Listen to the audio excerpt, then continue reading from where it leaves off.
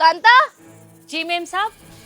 ये ना कुछ बची हुई रोटियां हैं और ब्रेड्स है, तो तुम एक काम करना, वेस्ट होने से अच्छा है कि तुम खा लेना और बच्चों को खिला देना, ठीक है? ठीक है मेम साहब। ये लो।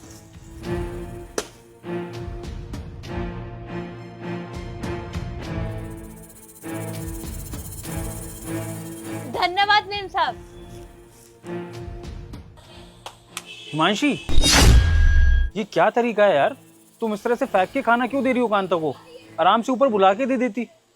और तुम खाने में क्या दे रही हो उसको? 2 दिन पुरानी बासी रोटी। अरे उसका उसके परिवार का पेट खराब हो गया तो? यार ये गरीब लोग हैं, ये ना ऐसा ही खाना खाते हैं।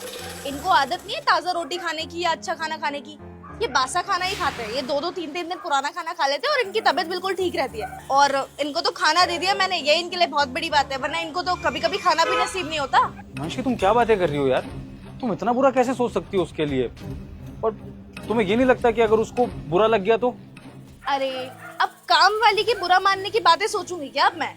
देखो ये सारी बातें ना मेरी और कांता के बीच की है, हम दोनों मैनेज कर लेते हैं और वो नहीं मानेगी बुरा। तुम भी जाओ अपना काम करो, कहाँ इन सब बातों में पड़ रहे हो।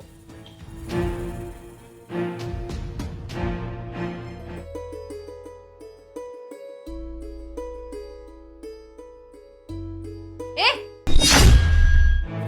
क्या कर रही है तू? मेम साहब पानी पी रही हूँ। पानी पी रही है? ये हमारी फैमिली यूज करती है ग्लासेस, तेरी हिम्मत कैसे हुई उसमें से ग्लास निकाल के पानी पीने की? तेरे लिए हमने प्लास्टिक के डिस्पोजेबल ग्लासेस मंगाए हैं ना, ये रहे, पकड़ अपना ग्लास। इन ग्लासेस में पानी पिया कर, वो भी वहां से। फ्रिज को छूने की जरूरत नहीं है, ठंडा पानी हम तेरे लिए नहीं रखते, समझी? काम वाली बाई है ना तो वही बंद कर रहा है। तुम जैसे छोटे लोगों के लिए नल लगवा रखा है हमने, वहां से पानी पिया कर, समझी?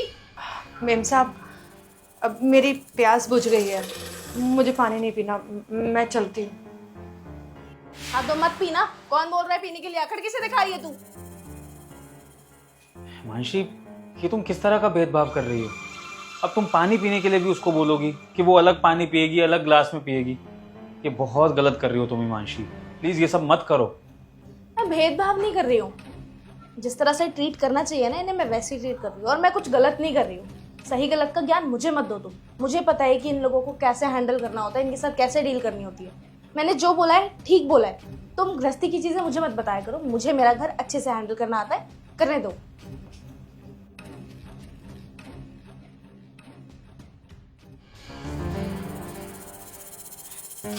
ये क्या, एकदम से मेरे सिर में क्यों दर्द हो रहा है और पेट में?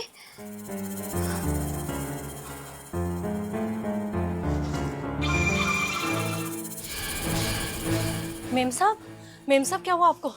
मेम साहब बेहोश कैसे हो गए? एक काम करती हूँ, फटाफट डॉक्टर को बुला के लाती हूँ। कांग्रेचुलेशन सर, आपकी वाइफ प्रेग्नेंट है। Thank you so much sir ये गुड न्यूज़ देने के लिए। लेकिन सर हिमांशी के पेट में बहुत तेज़ दर्द हो रहा था, सिर में भी दर्द हो रहा था, तो फिर वो पेन का क्या है? अरे ऐसे कोई दिक्कत वाली बात नहीं है, वो तो ऐसे हालत में ये सब होता रहता है। और हाँ, अगर आपकी मेड ने टाइम से कॉल नहीं किया होता तो शायद ज़्यादा पेन होने की वजह से इनको दिक्कत हो सकती थी। अगर आपको थैंक यू बोलना है तो आप इनको बोलिए। और हाँ, मैं आपको दवाएं सारी व्हाट्सअप कर दूंगा, आप इनको टाइम से दे दीजिएगा। बाकी घबराने वाली कोई बात नहीं है, सब ठीक है। ठीक है सर, मैं आपको फीस भी ऑनलाइन पे कर दूंगा, आप चलिए इतना। ठीक। मेम साहब आप दोनों को बहुत बहुत बधाई हो। हिमांशी, तुमने सुना ना डॉक्टर ने क्या बोला? आई थिंक तुम्हें कांता को थैंक यू बोलना चाहिए। Thank you Kanta. और सॉरी भी बोलना चाहिए हिमांशी, जो बिहेव तुमने कांता के साथ किया इतने दिनों। देखा ना, आज वही कांता तुम्हारे काम आई। और अगर ये सही वक्त पर डॉक्टर को कॉल ना करती तो हो सकता है कि आज तुम्हें ज़्यादा पेन झेलना पड़ता। हिमांशी, इसलिए तुम्हें समझाता था कि कांता के साथ सही व्यवहार करो। आज कहाँ है तुम्हारे स्टेटस वाले लोग? तुम कांता के साथ भेदभाव कर रही थी ना स्टेटस का, तो बताओ कोई तुम्हारा रिश्तेदार, दोस्त या खुद मैं आज तकलीफ में तुम्हारे काम आ पाए? नहीं। कौन काम आया? कांता। इसलिए कहा जाता है हिमांशी कि समय के साथ नौकर भी परिवार का हिस्सा हो जाते हैं। और मैं यही चाहता हूं कि तुम कांता को वही इज्जत दो, वही प्यार दो, वही सम्मान दो जो तुम मुझे देती हो, जो तुम अपने हर परिवार के सदस्य को देती हो। तभी वो उस घर में काम करेगी, वरना कोई बड़ी बात नहीं कि वो बुरा मान के एक दिन ये नौकरी छोड़ दे और फिर शायद तुम्हारी देखभाल के लिए कोई भी नहीं होगा। शायद आप सही बोल रहे हो। मैंने जितना बुरा व्यवहार कांता के साथ किया शायद उतना बुरा नहीं करना चाहिए था। कांता, मुझे माफ़ करना।